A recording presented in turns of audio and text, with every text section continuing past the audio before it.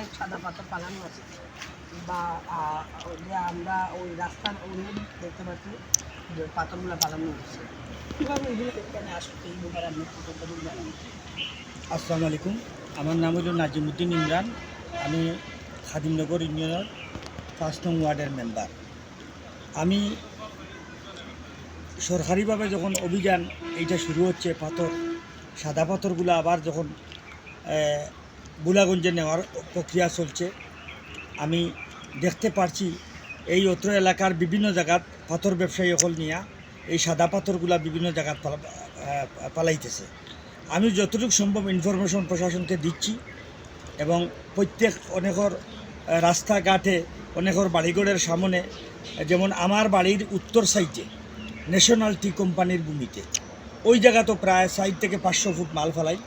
আমি আজকে যখন ঘুম থেকে উঠে জানছি তখন আমি উপজেলা নির্বাহী অফিসার মহোদয়কে জানিয়েছি যে আমার বাড়ির উত্তর সাইডে ন্যাশনাল টি কোম্পানির ভূমিতে কিছু সাদা পাথর ফালানো, এগুলো জব্দ করার জন্য আমি জানাচ্ছি। এই যারা মালিকগণ এরা অনেকে বিভিন্ন জায়গায় পালাইতেছে। আমি সকল পাথর ব্যবসায়ীদেরকে বলছি, যেহেতু প্রশাসন আগে বলছে আপনারা সাদা পাথর ক্রয় না করার জন্য, আমি সকল ব্যবসায়ীকে অনুরোধ জানাচ্ছি যার যে পাথর আছে আপনারা প্রশাসনের কাছে হস্তান্তর করুন। প্রশাসন এইগুলা ওনাদের খরচে নিয়ে আবার পরিবেশটা ঠিক করবেন। আপনারা দয়া করে এই মানুষের বাড়িঘরের সামনে রাস্তাঘাটে এগুলায় পাথর পালাবেন না।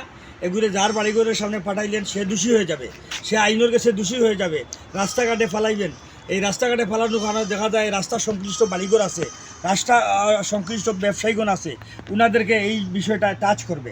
বিধায় আমি ব্যবসায়ীদেরকে অনুরোধ করব, আপনারা এই পাথরগুলা স্ব উদ্যোগে আপনারা, এবং এলাকাবাসীকেও বলছি, আপনারা যার বাড়ির সামনে পাথর পালানো আছে আপনারা প্রশাসনকে অবগত করুন। প্রশাসন সংশ্লিষ্ট জব্দ করে এগুলা আবার বুলাগঞ্জে নিয়ে যাও। এইভাবে আমি আজকে আমার বাড়ির উত্তর সাইডে পাথর থাকার কারণে আমি সাংবাদিক বন্ধু ভাইদেরকে বলছি যে আপনারা আসেন, এসে এই পাথরগুলা দেখে যান, না আমার এই রাস্তার সংশ্লিষ্ট আশপাশ বাড়িগুলা দূষী হয়ে যাবে। আমি ধন্যবাদ জানাই আমার সম্মানিত সাংবাদিক ভাইদেরকে। আমি আহ্বান করাই আপনারা যে এসে যে এগুলা পর্যবেক্ষণ করেন, আমি অনুরোধ করব আপনারা বিষয়টা প্রশাসনের নজরে দেওয়ার জন্য।